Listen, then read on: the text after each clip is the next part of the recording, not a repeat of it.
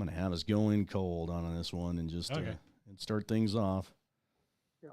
There we go. And then that way we could let everybody know we're here and just go straight into it. There we go.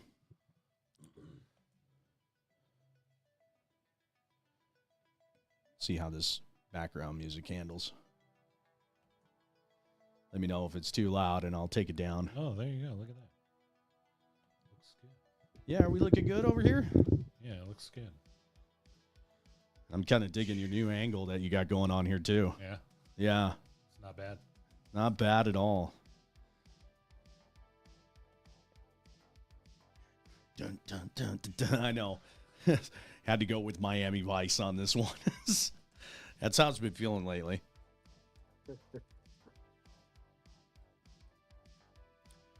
All right. We'll get this shared around. Oh. There you are, Jamie dropping in. Happy solstice.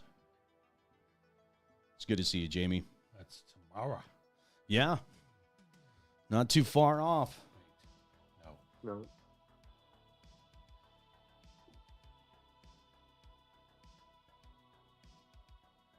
All right, we're sharing it around. Jamie has joined us in chat and everybody. So yeah, we're getting ready with another episode. It's kind of a of Juneau Community Corner. It's a little non-traditional in the way we usually start it with the big fancy open and everything, and the music to go along with it. But we're trying something new tonight because our guy Nano is out in Arizona, soaking up 100 degrees. How hot is it where you are at? It's mid-80s. It's feeling probably cooler than Juneau's feeling right now. I don't know. It was pretty miserable today. Well, that's what I'm saying. You know, 70 there in Juneau can feel like 100 in many other states, and Right now mid-80s in Arizona is not feeling bad at all. It was pretty nice yesterday. I got to admit, I took maybe an extra half an hour off of work to go downtown and check out the new places. The new little, I forget what they call the little area. that little food court and pocket park. The food court and pocket park, Yeah. where the old How Elks was it? Lodge used to be. That was, it looks absolutely wonderful down there. If anybody here in town ever has a chance to get down there and check it out, you definitely should. Had to go over to my boys over there at Pucker Wilson's and get some very nice Husky Dawson burgers. Bring it back for the entire Can't go family. wrong. Yeah, that's good If stuff. if you ever see the special of the Barry Diller, you gotta jump on that big burger with some sunny side up eggs and thinly Oh, sliced yeah. fresh potatoes. Ah, It is, buddy. yeah, that's what I'm about. I'll get two of them. And so for anybody who's kind of interested, if you haven't been downtown in a little while, downtown's actually looking really, really nice lately. Especially, when you have visitors coming in, you don't want to put your best foot forward and everything. But had a chance also to hit up Coop's Collectibles out there in the Mendenhall Mall. Coops is awesome. Very cool shop. Coops is awesome. Not to keep ringing their bell or anything, but I had to go out there and check out Ding, the ding. 9.8 slabbed Spawn the Impaler. That's incredible. Signed by Todd McFarlane That's himself. incredible. Yellow label. Oh yeah, You know, fantastic stuff. they got it on the high end Magic cards too, in a display case, all graded alpha cards that are thousands of dollars. It's awesome to just see that those are in existence around town. So basically, what we're saying If is you like nerding out on Magic the Gathering, like some of us do. get out there and support some local businesses and support them as much as you can because that's what makes this town go. So just kind of my little PSA announcement on that one. Too many awesome local businesses have kind of been, fading out here and there, and Right. even more so now than ever. Go out and support your local businesses. For sure. So, what have we got to talk about tonight, gentlemen? Oh, well, I've got a slew of stories for us to talk about tonight. All And- sorts of goodies. Oh, yeah. And I think we'll start off with one of the more controversial ones. Now, a couple of weeks ago, a friend of mine who's in the know messaged me on Facebook and said KINY just fired their entire staff, the whole newsroom, everyone. And at the time, we didn't really know why. But then this story came out from the Juneau Empire that the Juneau radio station KINY is using AI to generate news stories. They gave my job to a robot. Yep. Yeah. They took it. Yep. On Memorial Day in Juneau, they took your job if you were working at the KINYs. When tributes to veterans took place throughout town, a new story by KINY radio headlined, "Remembering the Strategic Significance of Juneau and Southeast Alaska, a Memorial Day Tribute." Detailed historic events such as the Aleutian Islands campaign during World War II and the Cold War's missile detection radar stations across the Arctic. From the Aleutian Islands campaign to the radar stations of the Cold War and the modern day operations that continue to ensure our safety, Juneau and Southeast Alaska have been more than just scenic vistas, the story declares. They are living tributes to the enduring spirit of American resilience and vigilance. Referring specifically to the capital city, the story states Juneau, while not directly in the line of conflict, served as a crucial logistical hub. The city's harbors and airfields facilitated the movement of troops, supplies, and intelligence that were vital to the campaign.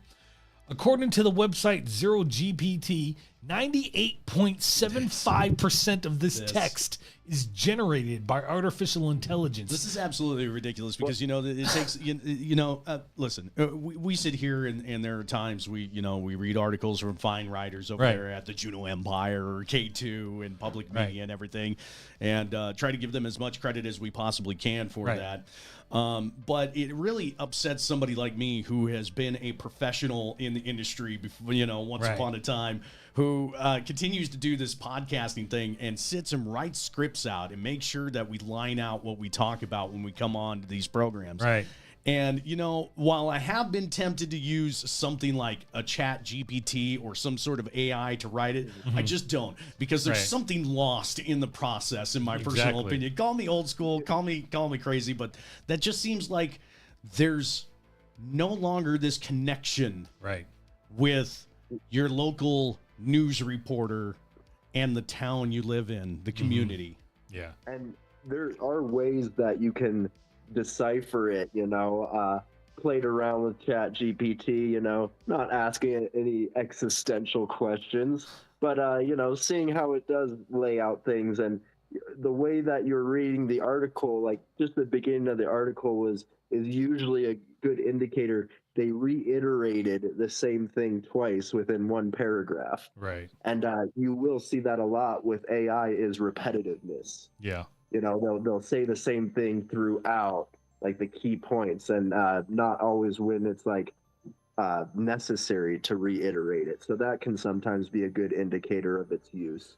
But use it to rough draft up, legal documents or templates for applications, but don't have it write something that is supposed to have a human touch to it. Right. I've heard that AI is really good at doing legal documents. Apparently, it is. Yeah, I've I've heard a lot of lawyers out there who are using AI more and more to get all their paperwork done. Well, if you listen to Legal on YouTube, that's the thing, because with AI, like with the legal documents, it's very pedantic with how they have to be worded out. Right. And if you prompt it to be like, write this out as if you're a lawyer and stuff like that, they actually do word it very well. And you like something for like grant applications, something like for nonprofits, a lot of investment has to go into the people writing the grant applications, and it can take many hours. And if you can get just the base core ideas of a grant application done out by AI and then pretty it up with the human touch, it's like you save so much time, and nonprofits need to make the best use of their time as possible. Right. The only text that wasn't highlighted are 2 of the 5 sub headlines, which read Operation Alaskan Road, Modern Military Relevance, and a Living Tribute. So while AI is seen increasing and often controversial use on media platforms, and some journalism industry veterans say the technology may have its uses, although perhaps not yet, it appears to be used little by most Alaska media organizations. However, stories apparently generated entirely or mostly by AI are now regularly published at KINY's website. Often they're easily identifiable by vague subheadlines separating short passages of a few paragraphs each, with local names and other bits of data called from the web dropped into sentences loaded with flowery adjectives and characterizations and something of a fill-in-the-blank semblance.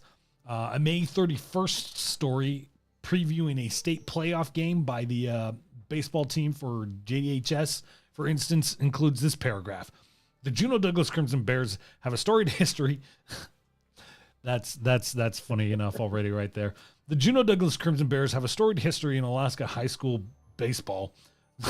Jeez, that sentence is a wreck. That's a rough one. Known for their tenacity and team spirit, the Crimson Bears have consistently been a formidable force in state tournaments. Over the years, their participation has highlighted their athletic prowess and brought the Juneau community together, fostering a sense of pride and unity. Similarly, a story published Sunday at the website headlined The History of Father's Day, honoring dads in Juneau and beyond. I saw that.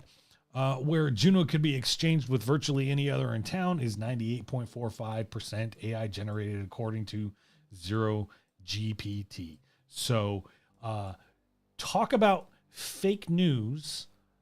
Right. It is upon us now. Well, so in that it's fake authors, right? Not necessarily fake news, Right, exactly.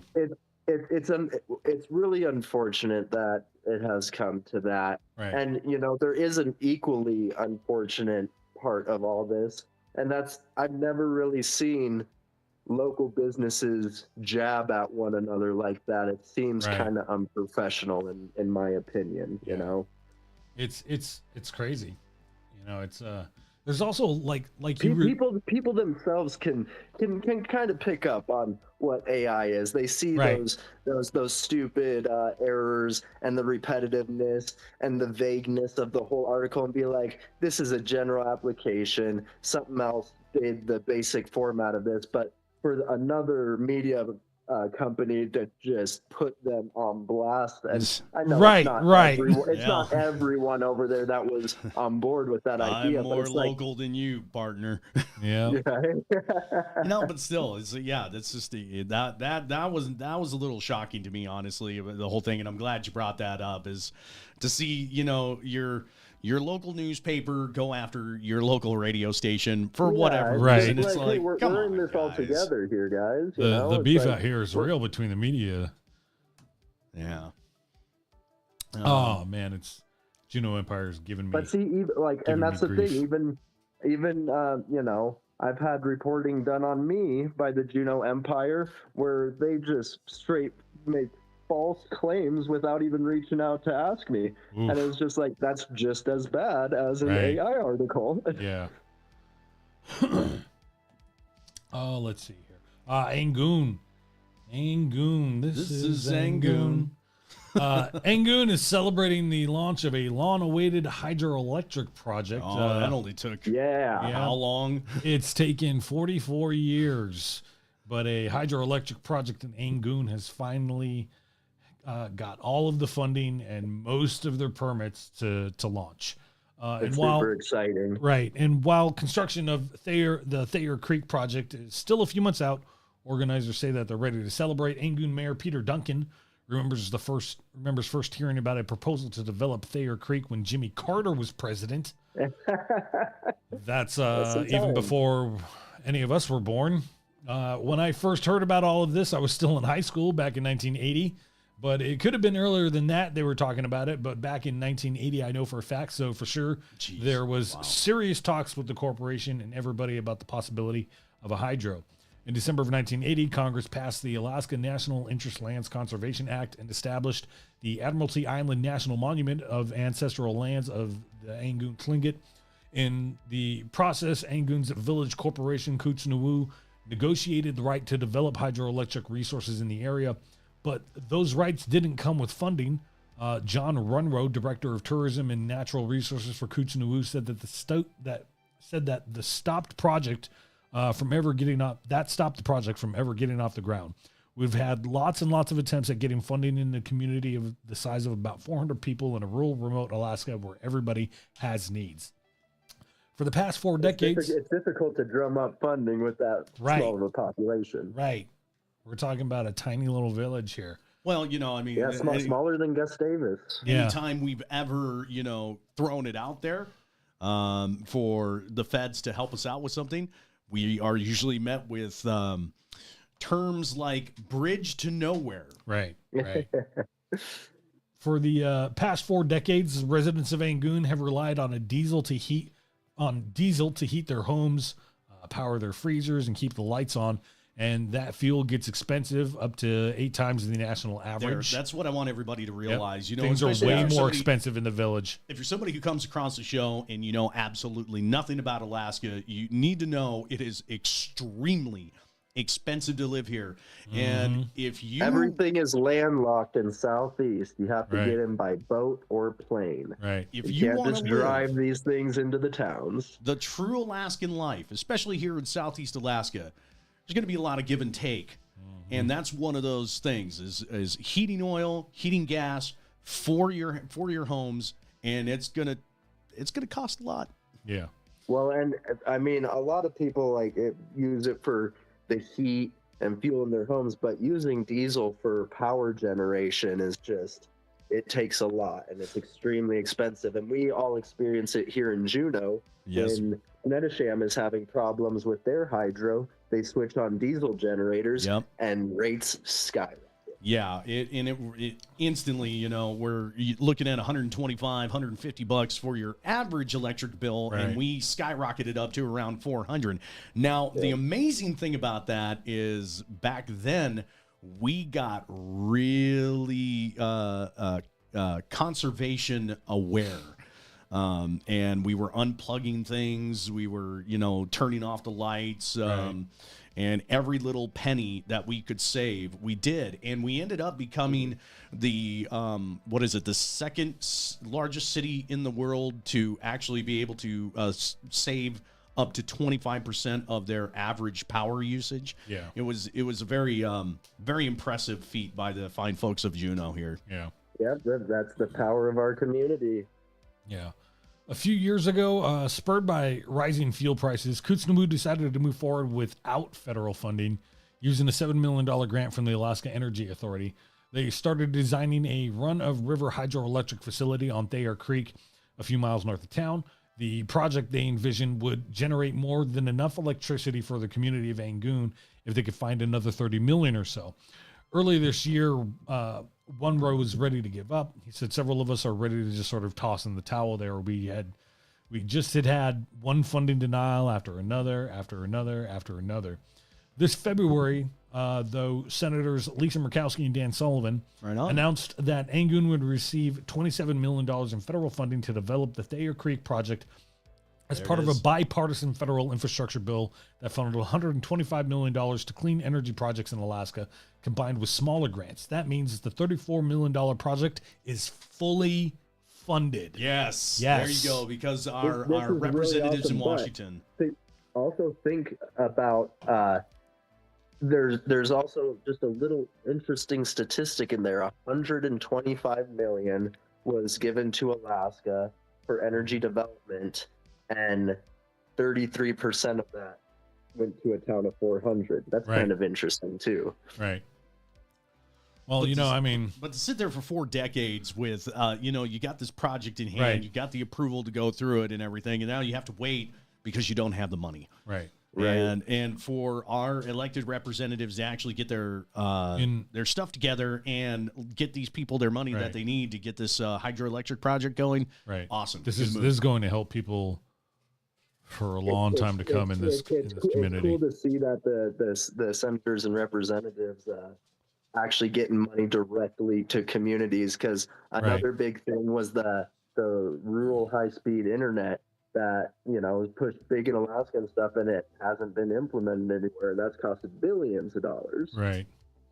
Well, I mean, it goes a long way to help these people, and absolutely. And this is money well spent. You start with infrastructure. Yeah. You give people exactly. what they need, like power, food, sustainability, agriculture. Then you give them internet. I thought it was really weird. I was like, let's give everyone internet. It's like, some people don't have power. Right.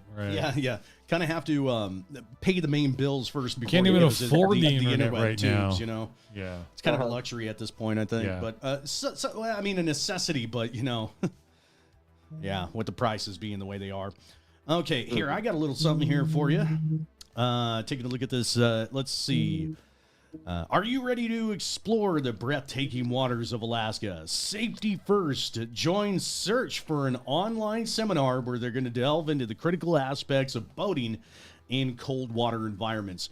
Boating expert Annie Greener will be there to cover psychological effects of cold water immersion, understand how cold water quickly impacts your body, and learn survival strategies. Life jacket selection. You can discover how to choose the right life jacket to ensure maximum safety and comfort, and communication and signaling devices where you can learn the best tools to stay connected and signal for help during your Alaskan adventure. Whether you're a seasoned boater or planning your first trip, this seminar will equip you with vital knowledge to stay safe and enjoy the beauty of Alaska's waters. They will be doing a Zoom meeting.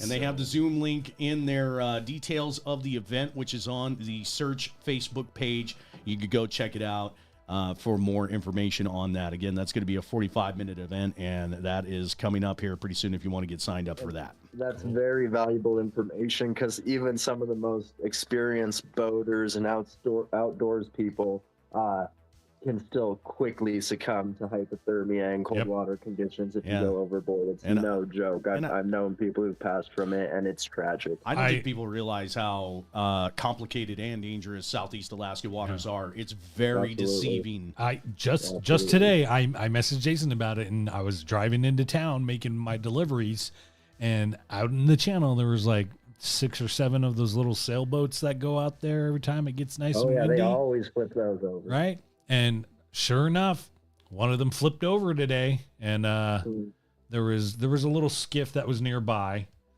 So they tended to them right away, but I was like, holy crap, man, that's even just out in the channel here, man, it can get rough.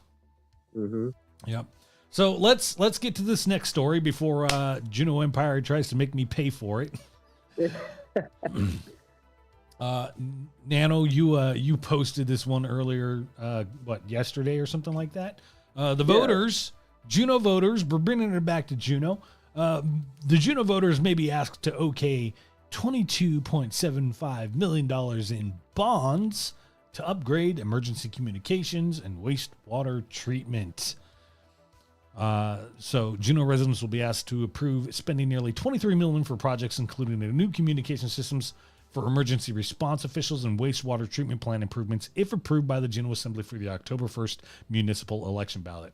The Assembly is scheduled at its July 1st meeting to hear public testimony and consider 2 ordinances placing the bonds on the ballot. One is a $12.75 million bond to finance public safety communication infrastructure. The other, a $10 million bond to finance wastewater utility infrastructure. Both are major projects that the city leaders have been seeking for some time. City manager Katie Coaster said on Monday, the Assembly and at its meeting on Monday night approved the introduction of the 2 draft ordinances without discussion as part of the consent calendar, following reviews of the projects involved during previous meetings. The Juneau Police Department's radio system, for example, had a 2014 end-of-life date, and officials have been trying for the past couple of years to determine how to fund a replacement and related equipment that could cost in the neighborhood of $22 million. I wonder if that's why the scanner sounds so choppy. Like, it's like sometimes they've got 2 channels going on one, and like one comes in really quiet and the other one comes in really loud. I wonder if that might be part of it. You know, and they're talking about they've been looking for solutions for a while. I've offered solutions that can heavily fund this through a land raffle that can bring in tens, if not hundreds of millions in extra revenue annually to the city, while also getting cheap land into people's hands.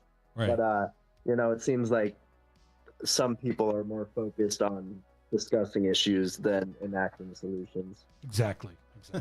And we've talked about that here before. You know, people are always, and, you know, with this, these are two things that are extremely crucial for the community. Right. You know, we need to have a good wastewater treatment facility, and we need to make sure that JPD can communicate properly to render emergency services. Exactly. But we don't need to have a new bond for that. There is money in all sorts of areas that has been designated for things that have halted, been stifled, or just aren't a high priority for the community or something that would benefit everyone equally. These are things that would benefit everyone equally. And it's time to reappropriate the stashed away funds and focus them on things that we need to address now. And we could do that without having to accept new bond packages that just keep our mill rates how they're going to be. We can drop the mill rate even more, reappropriate funds, and still achieve everything while giving people relief. Or eventually just give us another excuse to extend the 5-6% sales tax for a further 5 years. This is another, it historically starts like this. It's like, okay, we're going to approve these funds, then they start collecting the funds. Then there seems like it's happened a lot of times. There's a communication or a breakdown in the execution of using these funds for the projects, and they might do a little bit here and then just stash the money for 5 years while like redesign the plans. So it's like, if we approve this bond package, is there a guarantee that it's going to, you know, be done in a reasonable manner, or are they just going to use a little bit and stash more funds that are designated, and then it becomes very hard to use them for other things? Exactly. The process of which we use to fund and support these programs really needs to be reevaluated. Yeah. Among the shortcomings of the existing communication systems cited by police and other local officials are a lack of complete radio coverage throughout the Juneau area, plus no GPS coverage for portable radio or encryption. That's bad. That is bad. We call it the JPD radio system, and then we realize it's really about Capital City Fire Rescue. It's about JPD. It's about communicating with the troopers. It's about Capital Transit. So it's far broader than just the police department. Some funding toward the new system would be covered by $6 million in capital improvement project funds already allocated to the city manager's office, federal funds approved by Congress, and some revenue from the city's temporary 1% sales tax. The $12.75 million bond request is the remainder that is necessary. The wastewater bond is being sought due to the need to replace facilities that are up to 50 years old. Kessler said the work is particularly time sensitive since erosion and other damage to wastewater treatment infrastructure presents a public safety risk. We are the capital city. Come on, let's go. And this is the thing, is like, if they're looking for $12 million, we have more than that in the allocated fund for the city hall, and the city hall is not affecting the health of the community. So I think we really need to look at reappropriating those funds so we can address health concerns that could affect the people, where a new city hall won't address the health concerns of anyone. Which comes back to what we've talked about on the show before. We should be addressing the infrastructure issues in the city first, you know, to deal with capital creep. I understand that you really want this fancy new city hall. I understand you want these, you know, fancy new little buildings that looks nice and everything. A seawalk.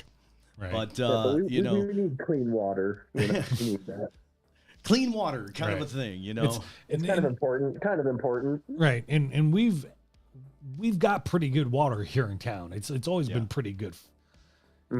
Yeah. So specified in the draft ordinance is replacement of the wastewater clarifier building down at the Juneau Douglas wastewater treatment plant that services Thane, downtown, and Douglas. You know, probably want to have our tourist areas have some nice clean water. Yep. Also, The bond will prevent additional rate increases to pay for the upgrades. A 2% water and sewer rate intended to keep pace with inflation, approved by the Assembly in 2019, is already set to take effect on July 1st. And the ability to use a bond to pay for wastewater infrastructure or water infrastructure is just less that the ratepayers will have to pay.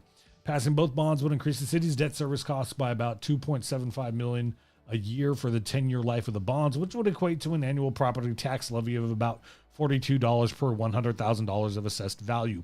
That's according to the draft ordinances. However, Kester said that amount could be added to the city's existing debt service without raising the portion of the overall mill rate that covers such payments.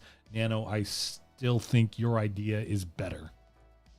It's a lot more practical. The money is already there. We don't need to put ourselves in a position to where it could potentially down the road mess with people's property taxes and their bottom line on their own personal finances. If we're able to do this with money that we already have, why do we need to ask the people for more? Right. Family Promise has got a summer beach barbecue coming up here in August, guys. August 3rd from 4 p.m. to 8 p.m. Family Promise of Juneau wants you to come out and fire up your taste buds to bid on some awesome auction items to help end childhood homelessness here in Juneau. They are also going to have Alaska Brewing Company out there with beer available for purchase to go with your barbecue, ages 21 and up with a valid ID. And if you want to get some tickets for this, you're going to have to go check them out at their Family Promise of Juneau Facebook page.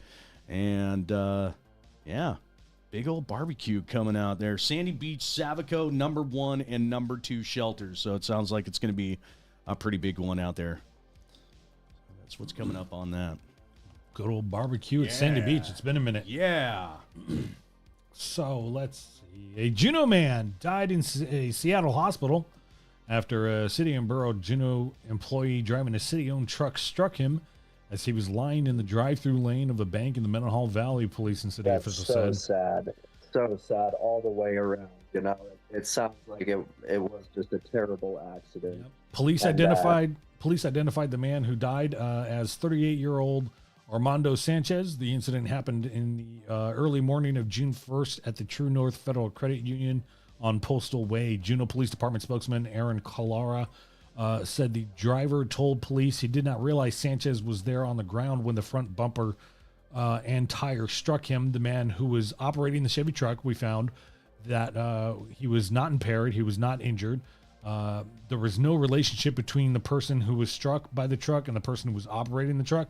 Immediately after the incident, Sanchez could sit up, talk, and had some abrasions on his back, according to police. He was then brought to Bartlett Regional Hospital that day and was later medevaced to Seattle for further treatment. JPD was noted on Tuesday that Sanchez had died the day before. Kalwara said she did not immediately know if his death was due to his injuries from the collision. She says, we're going to be waiting for the autopsy results, so there's a variety of information that we're still collecting to help with the investigation to determine some finality of what occurred. The city employee driving the truck had not been identified by police and has not been charged. City manager Katie Kester told K2 that the city is conducting an internal investigation of the incident. You know, until they come out with the results of that investigation, you know, everything is pretty much speculation. But to me, it sounds like someone was going to cash their paycheck and someone was laying in the drive-through. And it just sounds like a terrible accident. Why would you lay in the drive-through lane, though? You know, I don't know, but that's just. You said turning into the bank, so right. The guy was laying somewhere in the parking lot. Right. So it's absolutely tragic, and especially, you know, if someone's just going to cash a paycheck, they're not expecting to run over someone. Then that person sitting up and being conscious and aware, and then getting medevaced and dying after it. Just all around tragic and sad. That's a tough one to handle, you know. Same thing, and to have that hanging over your head too. I mean, yeah. I feel for the victim, the family of the victim, and you know, even the driver. It's a terrible scenario all the way around. Yeah. There is something I wanted to touch up on in the housing issue here in town. Especially I mean, all over Southeast, but especially here in Juneau, it's really hard for us low and middle income families who want to settle down to find some place to live. And so to help address that, the Juneau Assembly, they're increasing the Funny City Loan Program. So purchasing mobile homes is on their top priority list there. And it's a partnership with True North. And the program was started in 2016 and has only been utilized 14 times, I think they were saying. And it's it was for $10,000, and now they doubled that to $20,000. But the unfortunate circumstance is that trailers are selling for $80,000 to $120,000 now. So it's very small compared to what the cost of now. 10 years ago, 10 to 20 grand, that's half the cost of the trailer almost. Yeah, and especially at 1% interest. I mean, that's a killer deal, especially back then. Right. Yeah. But now it's like it is great to add that boost to it, but it's another one of those things of like, is that going to be enough of a hand up, or would that type of partnership or program be better served in some other capacity? Yeah, it says here that according to City Assessment Report, the median sales price of a mobile home on land in 2023 was just under 172 grand, and the sales price for a single family residence was more than double that at $530,000. How, folks? How are we supposed to get a home? Right. I mean, yeah. I'm lucky that I had a family that, okay, here, let's have you come in. Let's have you just pay a little bit in closing costs, and we'll have you pay a few monthly payments, and then bada bing, bada boom, we're just going to switch it on over to you, and you're going to get the deed, okay? So I lucked out. I had a family who built that, but imagine starting now. Right. Nightmare. Well, it's impossible. And that's a huge reason why we have such issues with resident retention and hope for the young people who are born and raised here to stay here. And that's another reason why the land raffle would be such a benefit to our community. It would give young people hope and a reason to stay and anchor themselves to the community. People could build homes and have something that's theirs instead of just waiting for some opportunity that may never come. Right. It's like we really all these municipal services are in various states of urgency right now, between Bartlett, Public Works, and, many other. And with a land raffle, all of these could be 100% funded while dropping the mill rate, while essentially putting land in people's hands for free. It's a win-win across the board for everyone. We need to start enacting it now, and provisions are in the charter for it since 2013. It's also a rough loan to get into because, when you're thinking about manufactured home, mobile homes, let's change it from mobile home because it has maybe a negative stigma to it. But if you're getting into mobile homes or manufactured homes, you got to come with the realization that as soon as you purchase it and after a few years, it's devaluing fast and by a lot versus a house, which can accrue. So it's a tight situation to be in. You want to be able to purchase something for yourself so you can start building that line of credit so you can eventually get to the house. Right. But you're kind of getting locked into a situation where this may not be, I don't know, it may not be something you want to invest long term in. Not as feasible as it used to be. Yeah, exactly. So good on them to make it a little bit more available and everything. And I love the interest rate being dead. Any little bit helps. Just low. Yeah. So just wanted to touch up on that one. All right, next up we're gonna talk about something that makes me mad. Just downright angry. They messing with your fish again? Always, man. There it is. Always. The Alaska Department of Fish and Game has issued an emergency order concerning king salmon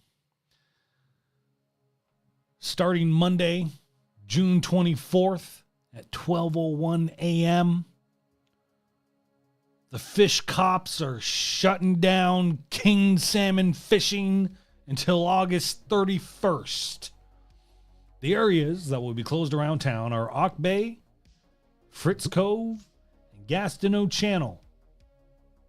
Within the designated saltwater hatchery, sport harvest are consisting of the contiguous waters of Stevens Passage, Auk Bay, Fritz Cove, and Gastineau Channel, closed on the west by a line running from the tip of Point Louisa to the navigational aid at the northern tip of Portland Island, then along the eastern shore of Portland Island to its most southern point and ending on Douglas Island at the northern tip of Outer Point.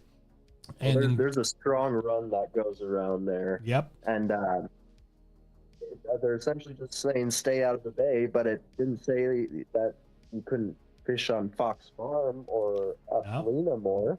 Yep. So you just have to go before and after the run, but you can't be right in the run pit. Right.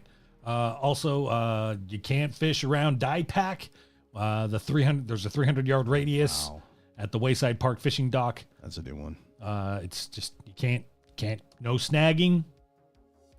Snagging's been done for a while. Yep. But is the dock there at Dive? You can't do it on the dock there anymore. Nope. It's all of it. That's what is being said here. You can, however, still catch fish. King salmon is still open out at Lena Cove. So if you want to go out there and combat fish with everybody else who's going to be out there, sounds like an absolute nightmare. The daily bag and possession limit out there is still 4 kings of any size. Also, king salmon harvested by non-residents in this area doesn't count towards their annual limit. That's strange. Isn't it? Fish, yeah. Did I hear you say Yes. that correctly? Go ahead and just kind of run that by me again. Yes. Because I'm a little confused by this. King salmon harvested by non-residents at Lena Cove Okay. in this area, it doesn't count towards their annual limit.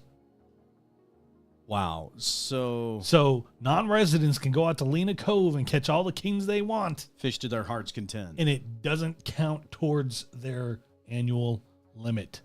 I would hope that's not necessarily the case, though. Well, it sounds like what they're saying is that on like a personal limit, or is that for the overall limit?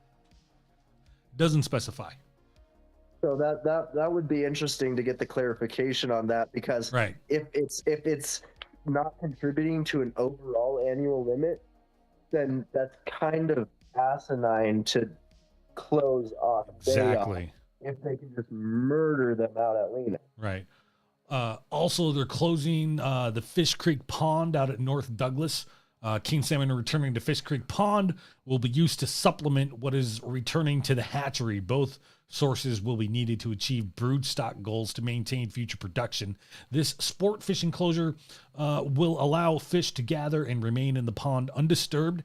At the end of July, king salmon in the pond will be captured by Department of Fish and Game and used to help achieve brood stock needs. All of this pertains to sport fishing. You and me, regular anglers, going out there, feeding our families, getting some nice fat fish to eat. We're all getting shut down. Meanwhile, the trawlers are still out there just ruining it for the rest of us. They don't get stopped. They're limited, or trollers? you know? Huh? Trawlers or trollers? Trawlers. Yeah. You know, did I say trollers? I might have sounded like I said trollers, but I'm trawlers. The trawlers, the jerks out in the ocean that are scraping the bottom of the ocean floor and just taking everything and just tossing. I don't even know what the count is. Away what they don't want. Right, exactly. And because of how much fish they are wasting, the king salmon numbers are definitely taking a hit from that. And now I might be misspeaking, but I think the bycatch numbers were somewhere around 50,000 king salmon. God, That's gross. That's why the fish aren't coming back in the numbers. I mean, that may not be the only reason why, but that is definitely part of it. Plays into it. It plays into it. Right. And it's ridiculous. It's and now I've got to go and catch as many kings as I can in the next 4 days with the little time that I've already got. You know, there's a double whammy too. You know, it sounds like we have a new aquatic invasive species coming. Yeah, we got the green crabs. The green crabs. Yep, they're an invasive species. They've shown up. They're European green crabs, and they've shown up in the Ketchikan area, from choke cherry trees to green crabs. There are plants and animals that have moved to or have been brought here to Alaska that don't belong. It is Invasive Species Awareness Week, and Ariane Aramburo talked with 2 experts about what invasive species are. We don't like your kind around here. And how they can harm Alaska, and what the average person can do to avoid contributing to the problems that they pose. There are many non-native plants and animals that have either intentionally or been accidentally brought to Alaska. They aren't all invasive. To have a plant or an animal labeled as invasive, it must cause economic or environmental harm to native species. Take the choke cherry tree, for example, which was brought to Anchorage in the 1950s. It attracted birds, but moose usually didn't eat it. And that turns out because it has cyanide in it, and that spreads quickly. So so do almonds, and everyone eats almonds. So that's everything was an invasive species at once. If the choke cherry came in the 50s, that's 70 years ago. Yeah. If it was invasive, it would have ruined everything by now, right? It could have killed all the moose. So that's something of a big concern for moose habitat, said Gino Garazio, invasive plant instructor with the UAF, Institute of Agricultural and Natural Resources and Extension, but it also creates this really dense vegetation layer that keeps a lot of things from growing underneath it that you would normally see, like dogwoods, currant, and high bush cranberries. Kate Mohat, a regional ecologist with the U.S. Forest Service, says there are ways that Alaskans can help. A good practice is to make sure your boats, your props, your waders, anytime you're moving from different water bodies, you're making sure that you don't have any hanging on vegetation or any hitchhikers that can be introduced to the next water body that you go. And there are practices and mediation factors that have been set up to where there's checkpoints where you have to haul out your boat, dry dock it, and then blast it off and make sure that nothing is on it that can be carried to other places. I think we have facilities set up for that for a while. Yeah, I think we should aggressively target these European green crabs and cook them up. Are they consumable? I don't know. Can we everything eat these is guys? at some point. Well, yeah, I know. If it's a crustacean, you could probably eat it. Right. Yeah, I no doubt. I just want to make and don't want to make sure that they have oh my goodness, cyanide. No. I'm trying to. Oh, why is it skipping my mind right now? There's you could lead to shellfish paralysis. Paralytic shellfish. Paralytic shellfish poisoning. Thank you very much. Yeah. That's that would be my biggest concern with that. I'm sorry why that was skipping my mind.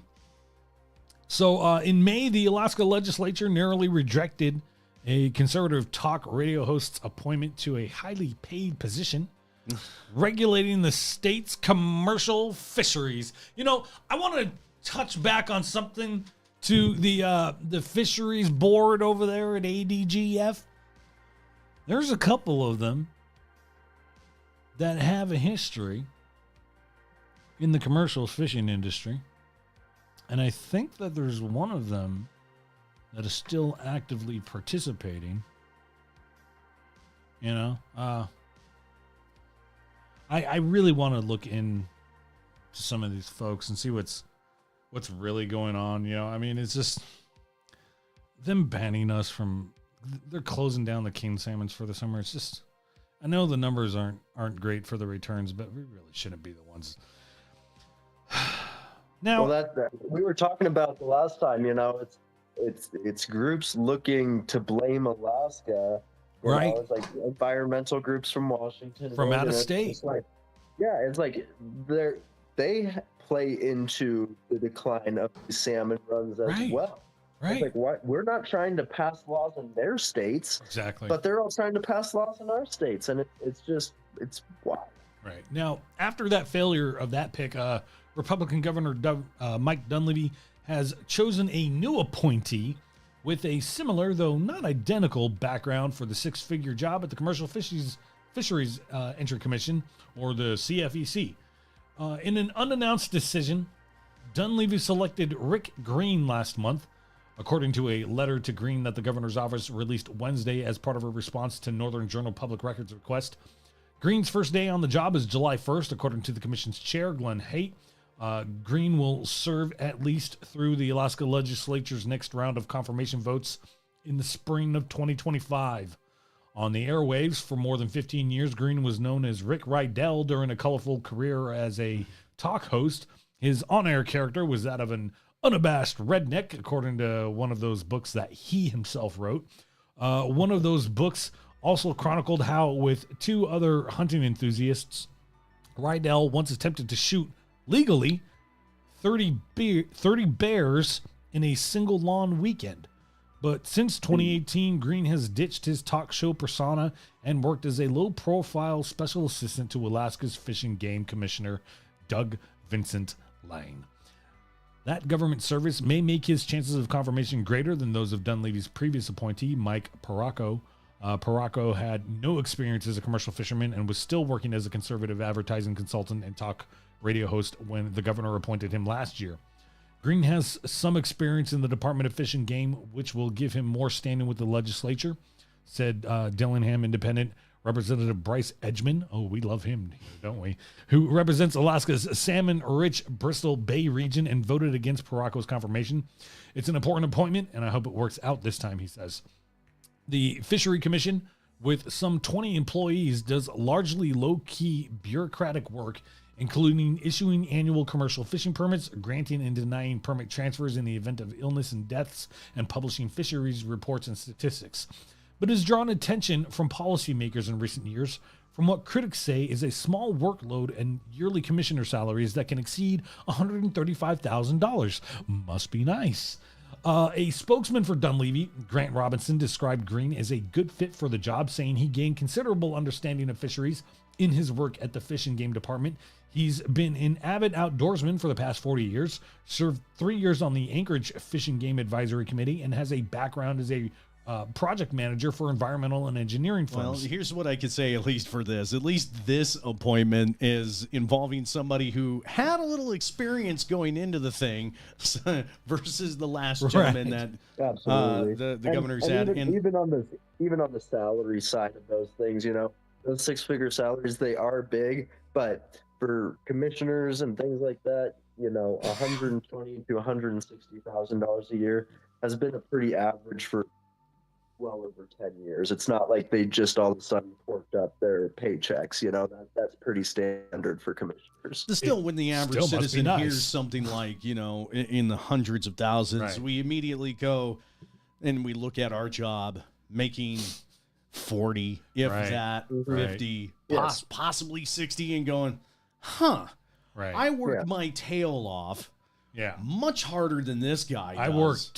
I work too hard to be this broke. This is guy- it's something I like- hear This- quite this- often. This gentleman comes in and he's getting paid $100,000 to push papers and pencils around and make very high level decisions. Yeah. Fancy little Excel pages. And you kind Well, of you get know, hey, and you get guys, resentful. we already have the pre-qualifications for a nomination. We're running a podcast, so hey, next year There you it guys is. might get called up. Come on, to- Governor. Come Hey, on. Governor. Hey, Hey, Governor. Hey, Governor Dunleavy. He remembers us, Come on. right? Was Yeah. it Dunleavy or was it Walker? It was Byron, actually. Byron. That's who Remember, it was. Byron. That's Yeah. right. Well, you guys have a great Oh, show. he passed away though. No, it's so yeah. I'm just saying, you know, as an average citizen, you look at Right. something like that, you get a little resentful because it's like, hey, listen, I have a feeling like this guy probably couldn't hold my jock strap Right. at a warehouse job. Right. So, but that's that's kind of where you want it, where you go with that as a average everyday citizen. Yeah. So Robinson declined to specify Green's exact compensation, referring to salary guidelines that are tied to the number of years an employee has Anno, what do you got going on over there? Nothing. Weird. There's some kind of like. Okay. No, I'm not. No, It's gone. It's gone. It's gone. Okay. Let's see. Referring to the salary guidelines that are tied to the number of years an employee has previously worked in state government jobs. Haight, the commission's chair, said that Green would be in the same range as Paracco, who was paid $136,000 a year salary rate before lawmakers rejected his appointment. In an email, Green said his work for the state, combined with his personal fishing experience and the time that he spent on the Anchorage Advisory Committee, make the CFEC job a natural extension. I'm grateful to the governor for the faith that he's placed in me, Green said in his email, from an account that identified him as Rick Rydell. The commission, he added, works with the commercial fishing industry to optimize the development of our natural resources and annually contribute billions of dollars to the economy of Alaska. I already have a great relationship with Commissioner Glenn Haight, and I'm eager to meet and work with the rest of the staff on this important mission. And Jason, you're right. It's good that he at least has some pre-qualifications in the field. Right. That was my big thing heading into it, because there's been a few appointments by the governor where, you turn your eyebrow and go, that person? Right. Really? Right. That Kinda seems like you're kinda doing somebody a favor. Kind of like the chief medical officer coming from the Department of Corrections. Exactly. No comment. So let's see here. The Bartlett Regional Hospital apparently is not taking over the Juneau Bone and Joint property after all. On Monday, the Juneau Assembly authorized the hospital to put $8.1 million back into its savings. That money was originally supposed to buy the property that houses the businesses. The decision comes as the board for Juneau's city-owned hospital contemplates cutting or reducing some services to address a major budget crisis. But Bartlett CFO Joe Wanner said the money won't solve the hospital's looming problems. It doesn't do nothing for our operating struggles right now. Each of these programs are continuing to lose money on a day-to-day basis, so we still have to work on those. This doesn't affect that. Last July, the hospital put aside the $8.1 million from its operating funds to purchase the property, which includes 2 commercial buildings near the hospital campus. The idea was that the Bone and Joint Center and other private businesses that lease there would pay rent to the hospital. At the time, hospital leaders said that it would give the hospital immediate access to positive cash flow. They anticipated making upwards of $700,000 a year in rent. But Wanner said that the property owners pulled back from the sale in January, and he said that they did not give a reason. Wanner said that said because the hospital knew that the deal fell through back in January, they had already included that money in its 3-year timeline for how much the hospital has left before it runs in the red. As we go through the struggles, the ability to have this cash back in the operating fund, it does buy us basically 3 years. If we don't change anything today, this doesn't go very far. As for the hospital's current budget crisis, the board is still collecting feedback from the public on which services should be cut or reduced. The board is expected to give a final recommendation on June 25th on how to move forward. Now, I have a hot take on Bartlett's budget crisis. Write it down. They're bleeding all this money left and right. Don't know why. We're running out of money. I think they're lying in some sense. I think maybe they got some kind of, and this is just my personal opinion, just what comes naturally, just popped in my head. I think they're lying. I think they've got some kind of lawsuits or settlement that they're trying to take care of, because I mean, they charge $12 for one Tylenol. Yeah. $8 for a tissue to blow your nose. You can't tell me Bartlett's not making money somewhere. It just doesn't make sense. You think about how the American medical system works. Well, they're not And it's- getting reimbursed at the same rates, and a lot of the care is going over to search facilities, which means Right. even less insurance claims. Right. And then sometimes Bartlett will even tend to tribal citizens and search constituents and won't get reimbursed by search. So they're getting double whammied left and right. Okay, then we've got somebody who's not doing something somewhere along the lines right. It's Well, it's with ridiculous. With the specific one with JBJC, you know, Mhm. I have no idea why it fell through, but I would like to speculate that maybe those who own the facilities at JBJC see the opportunity to pick up and provide the core cut services that might be done away with Bartlett. You know, it would be a beautiful thing if JBJC picked up the behavioral health stuff and Oh yeah, definitely. just grew their operations to pick up the slack. That would be really cool, but 100% speculation. Right. So let's see. Juneau Mayor Beth Weldon. She's running for her third term in October's election. Props to her. I can't imagine, you know, with what she's been through with her family and her husband passing. Right. And, That's exactly what she said. It's been an extremely tough decision to make, especially with my husband Greg's passing. But I just come back to the same thoughts that I'm committed to Juneau, and I think I still have some things to offer. I love that. I love that about her, and that's really awesome. Yeah. That's her mentality and sentiment. You know, Yep. someone who loses their family and then steps up again to continue representing their community is admirable. Yeah. Her husband passed away in a motorcycle crash in Arizona in late April. Weldon is a retired division chief with the Capital City Fire Rescue and owns Glacier Auto Parts. She has 2 adult sons and is a lifelong resident of Juneau. She's been mayor since 2018, but before that, she served 2 years on the assembly before resigning to run for mayor. She was reelected in 2021 and will finish her second 3-year mayoral term in October. Weldon said some of her priorities, if reelected, are supporting child care development, more housing, and keeping the city's spending budget in check. She said that she thought about not running after her husband passed away, but ultimately decided to press forward. She says, before Greg passed away, I was going to run anyway.